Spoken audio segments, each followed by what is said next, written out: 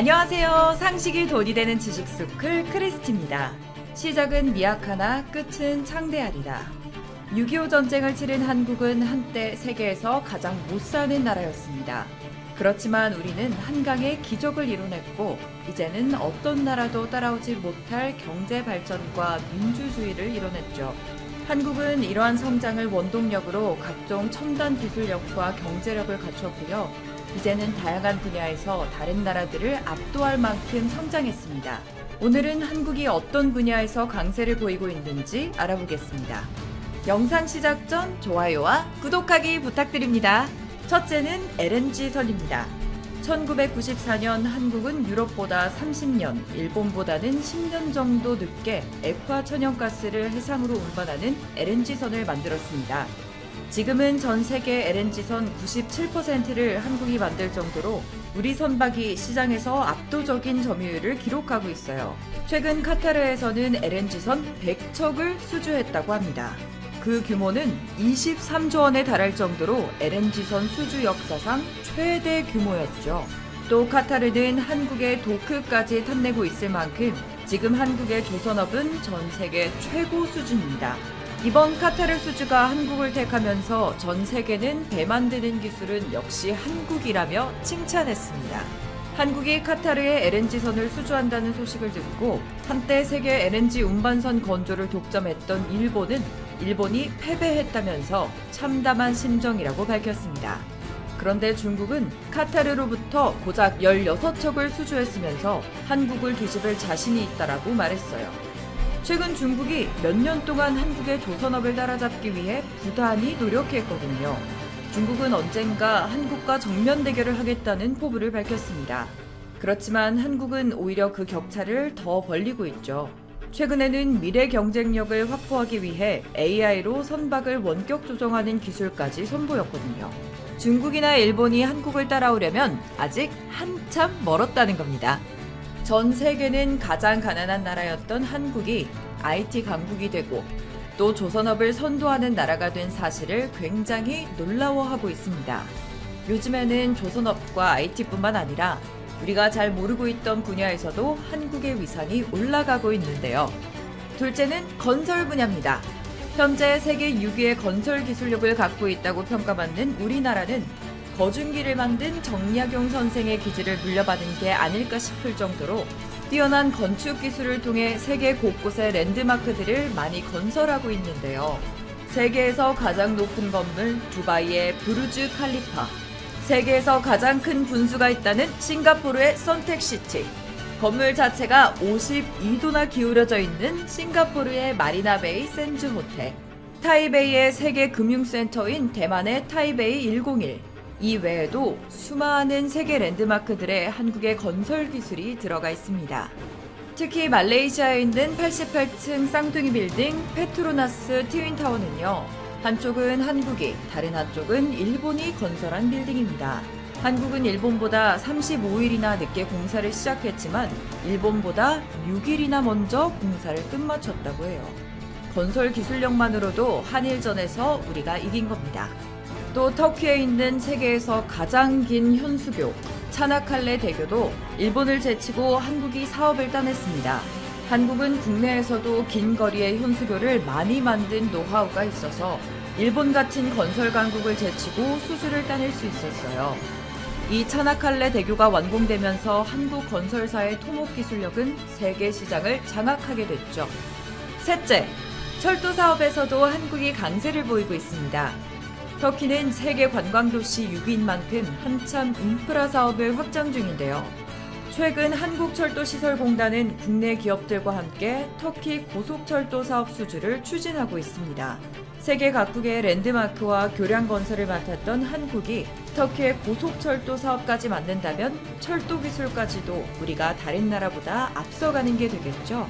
이스탄불 신공항에서 앙카라 시내로 이어지는 고속철도를 연결하는 이 사업에는 아시아와 유럽을 연결하는 구간이 포함되어 있어요. 그러니까 이 수주가 이뤄지면 대한민국의 고속철도 기술력으로 중동과 유럽을 연결하는 새로운 철도 실크로드가 만들어지는 거죠. 요즘 한국은 다양한 분야의 수주 전쟁에서 승전보를 울리고 있습니다. 그 원동력은 분야별로 최고 수준을 갖고 있는 기업이 있기 때문이고 또 이를 뒷받침해주는 우리 정부가 있기 때문일 겁니다. 최고가 되기 위해 가진 모든 것을 활용하세요. 이것이 바로 현재 제가 사는 방식이랍니다. 터키의 차나칼레 대교와 고속철도 수주 활동도 한국이 민관협동으로 이뤄낸 작품입니다. 국내 기업과 함께 콘소시엄을 꾸려 경쟁력을 강화한 거죠. 한국의 철도 경쟁력은 이뿐만이 아닙니다. 한국은 이미 유럽에서 트램을 제작해 운영하고 있고요. 철도 전철 화율도 일본과 독일, 프랑스 같은 철도 선진국보다 높습니다. 그리고 고속철도의 후발주자인 중국과 스페인은 상대적으로 우리나라보다 경쟁력이 떨어져요. 중국은 2014년 터키 고속철도 개통식에서 열차가 개통하자마자 고장나서 터키 총리가 열차 내에 갇혔고 스페인은 고속열차 탈선으로 80명 이상이 숨지고 95명이 다치는 안타까운 사고가 있어서 안정성에 대한 문제가 늘 제기됐거든요. 하지만 똑같이 고속철도 후발주자였던 한국은 세계 고속철도 평가 순위에서 40년 전 앞서 고속철도를 만들었던 선진국보다 더 높은 2위를 기록했습니다. 1위는 일본이고요. 그래도 한국이 40년 만에 빠르게 2위가 된 만큼 금방 일본을 넘어설 수 있을 거예요. 이번 터키 할카리에서 개부제 고속철도 수주를 통해 우리나라가 고속철도 선진국으로서 일본을 뛰어넘어 당당하게 세계 1위로 올라섰으면 좋겠습니다. 여러분은 우리나라가 또 어떤 분야에 강하다고 생각하시나요? 이와 관련된 여러분의 의견 댓글로 남겨주시면 감사하겠습니다. 혹시 주식하시나요? 철도 산업 관련 급등 종목이 알고 싶으시다면 오른쪽 버튼을 클릭해주세요. 아참! 제 또 다른 매력도 궁금하시다면 위의 동영상도 꾹 눌러주세요. SK 하이닉스는 7일 176단 512GB TCL 4D 랜드 플래시의 개발을 완료하고 솔루션 제품화를 위해 컨트롤러 업체에 샘플을 제공했다고 밝혔다. 본격적인 양산 시점은 내년 중반이 될 전망이다.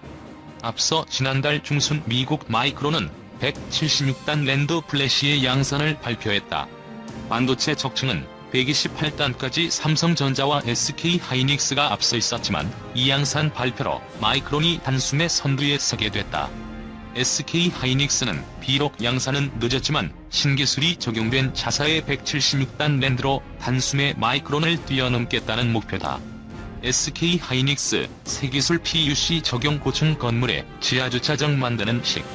이날 SK 하이닉스에 따르면 새 176단 랜드 플래시에는 96단 랜드부터 적용된 CTF와 고직적 PUC 기술이 결합돼 있다. 이 가운데 PUC는 SK 하이닉스가 초고적층 랜드 개발을 위해 특별히 고안한 기술이다. 기존 반도체 적층은 데이터 저장 공간 인쇄를 쌓아 올려 흔히 건물의 층수를 높이는 일에 비유돼 왔다. 단수가 높을수록 같은 면적으로 고용량을 구현할 수 있는데 이를 건물 층수가 높으면 사무 공간이 늘어나는 식으로 이해해온 것이다. 이때 셀 작동을 관장하는 주변부 회로 페리는 건물 옆 5개 주차장처럼 들어갔다. 페리는 데이터를 저장하는 셀을 선택하고 컨트롤하는 역할을 하는 로직 회로다. 로우, 컬럼 디코더, 증폭기, 컨트롤러 회로 등으로 구성된다.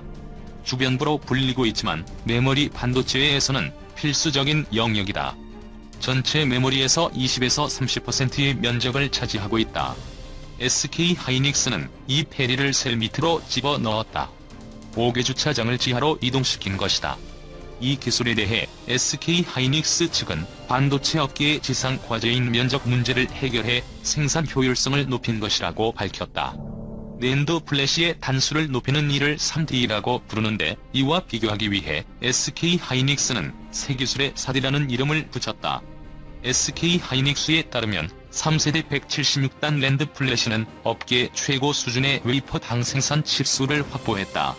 이를 통해 비트 생산성은 이전 세대보다 35% 이상 향상됐다. 같은 웨이퍼 면적에서 더 많은 칩을 만들어낼 수 있기 때문에 그만큼 원가 경쟁력을 높일 수 있다는 설명이다. 또 이분할 셀 영역 선택 기술을 새로 적용해 셀에서의 읽기 속도를 이전 세대보다 20% 향상시켰다. 공정수 증가 없이 속도를 높일 수 있는 기술 역시 적용해 데이터 전송 속도는 33% 개선된 1.6Gbps를 구현했다. 128단까지 한 기업 주도했던 반도체 적층 마이크론 176단으로 치고나가 최근 펼쳐지고 있는 메모리 반도체 적층 경쟁은 삼성전자가 시작했다. 삼성전자는 원래 단층으로 배열된 셀을 지난 2013년 수직 구조로 24단 쌓은 3D 랜드를 세계 최초 공개했다. 이후 미세 공정의 발전과 셀 간간섭이 최소화된다는 장점이 부각되면서 반도체 적층은 업계 표준으로 자리 잡았다. 여기에 최근 데이터 처리 규모가 커지면서 고용량 랜드 수요가 늘어 초고적층 랜드의 등장을 가속화했다. 128단까지는 한국 기업이 앞서 나갔다. SK 하이닉스가 지난해 6월 세계 최초로 128단 4D 랜드를 양산해내는 데 성공했고, 삼성전자도 같은 8월 128단 6세대 V랜드를 기반으로 하는 기업용 PC SSD를 양산해 글로벌 PC 업체에 공급하기 시작했다. 그러다 지난달 중순 미국 마이크론이 176단 랜드 플래시 양산품을 고객사에 납품했다고 발표했다.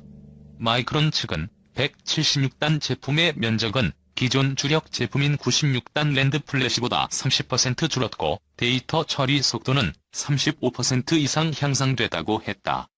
주요 기술은 알려지지 않았다. SK 하이닉스는 내년 중반 176단 랜드 플래시의 모바일 솔루션 제품을 내놓을 계획이다.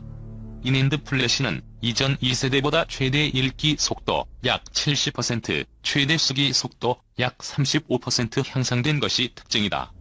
이어 소비자용 SSD와 기업용 SSD를 순차적으로 출시하고 176단 4D 랜드 기반으로 용량을 2배 높인 1TB 제품도 연속 개발할 예정이다. 삼성전자 역시 내년 상반기 중 7세대 V랜드 플래시를 양산한다는 계획이다. 다만 적층 단수를 밝히지 않았다. 한진만 삼성전자 메모리 사업부 마케팅팀 전무는 최근 투자자 포럼에서 이론상 256단 적층이 가능하지만 실제 적층 단수를 소비자 수요와 시장 상황 등을 고려해 달라질 것이라며 얼마나 쌓을 수 있느냐가 아니라 현 시점에서 시장에 최적화된 단수가 무엇이냐의 문제라고 했다. 업계는 삼성전자가 170단 이상을 쌓을 것으로 보고 있다. 한편 시장 조사업체 옴디아는 올해 4,318억 기가바이트인 랜드 플래시 세계 시장이 2024년에는 1조 3,662억 기가바이트로 확대돼 연평균 33.4% 성장할 것으로 예상했다.